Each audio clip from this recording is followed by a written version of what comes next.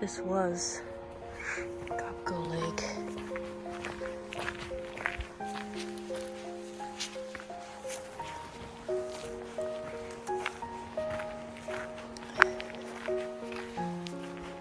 I'm just here to see it for myself.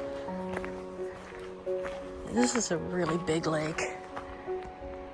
That's only a little part of the lake. There's way more behind it. Of course, you know, it's not a lake anymore, as we can see.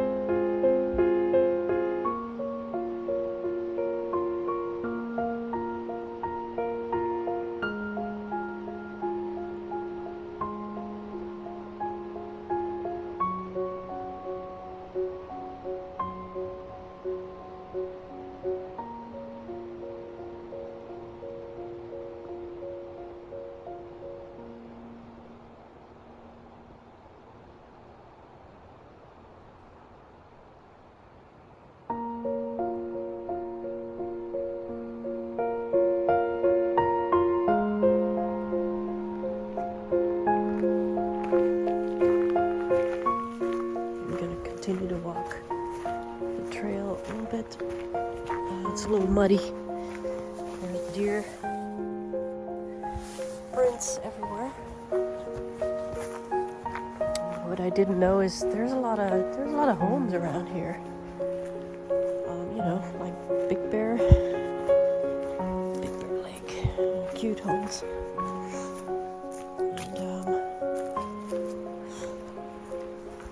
Anyways,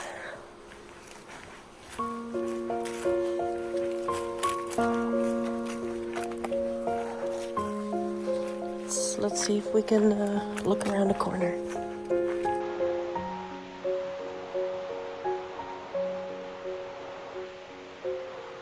And gone is the water. Look at this. Lots and lots and lots of water.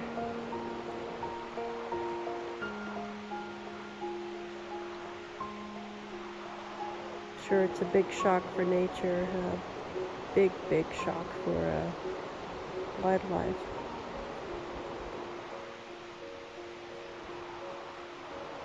The deer that got stuck in the mud yesterday, somewhere in the lake here, was a mama deer and a baby, and mama was stuck and couldn't get further, and they tried to save it, Fish and Wildlife. They did try, but they couldn't. They couldn't get the mama out of the mud, so they had to euthanize her.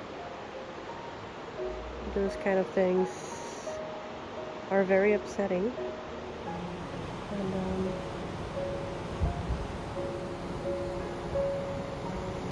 I just wonder what happens to the fish.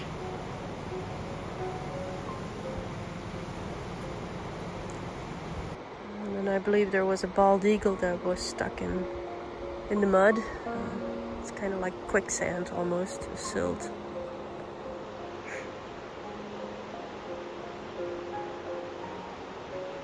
I honestly don't see a lot of people monitoring this. What I mean is, you know, helping out the wildlife that has trouble, like the deer and the eagle.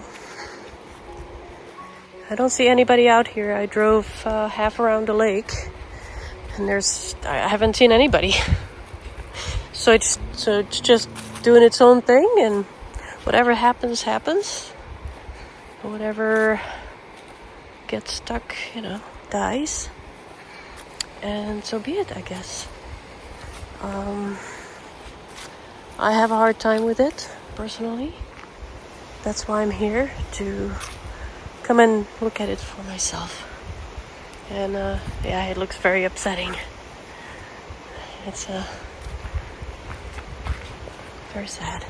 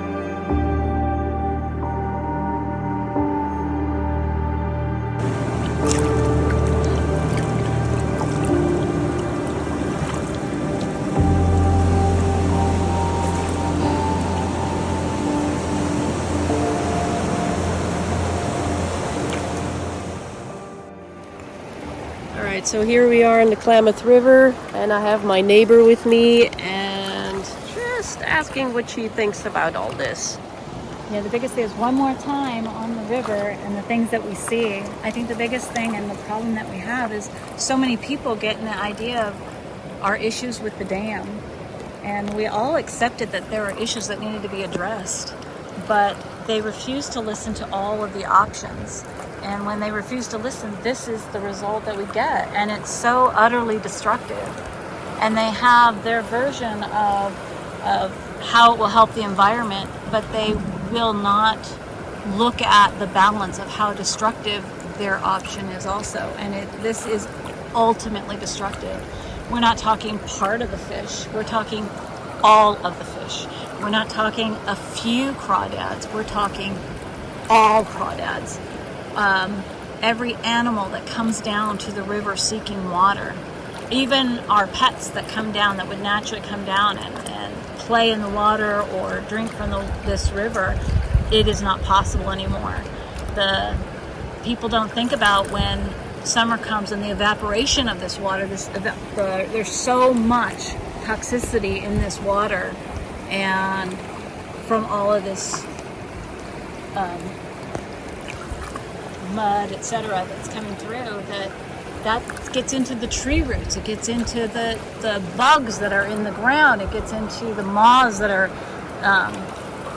hibernating, it gets into the leaves, everything is affected, every irrigation system. There's no using this water for irrigation. It's impossible with how thick and how heavy the mud is within it.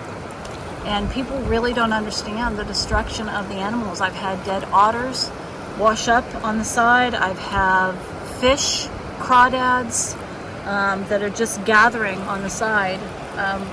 And as time goes by, I fully expect to see, because animals are so limited on their resources, that seeing the illnesses that come, it's definitely something that checking the toxicity of the river and taking samples is honestly something we're all trying to do now for everybody's sake. And this doesn't just affect us who live on the river, it affects everyone along the line, and the system as a whole, the ecosystem as a whole, as it ripples through and through and through.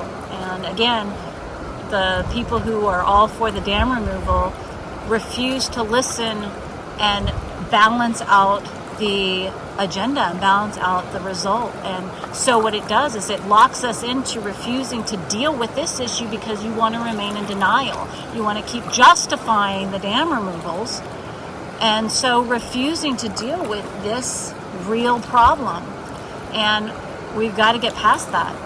The dam removals, I truly believe, were an extreme that could have been handled so much better, and so many other options that people tried to relay, and it wouldn't be listened to. And so now, this is what we have. So this is what we need to deal with. And people trying to poo-poo this and say, no, we're just anti-dam removal people, is ridiculous. We're not just that. We're now trying to deal with this because we live with it. We've got to be able to work together to deal with this and figure out and solve this now problem that's been created, and you got to own your part of it.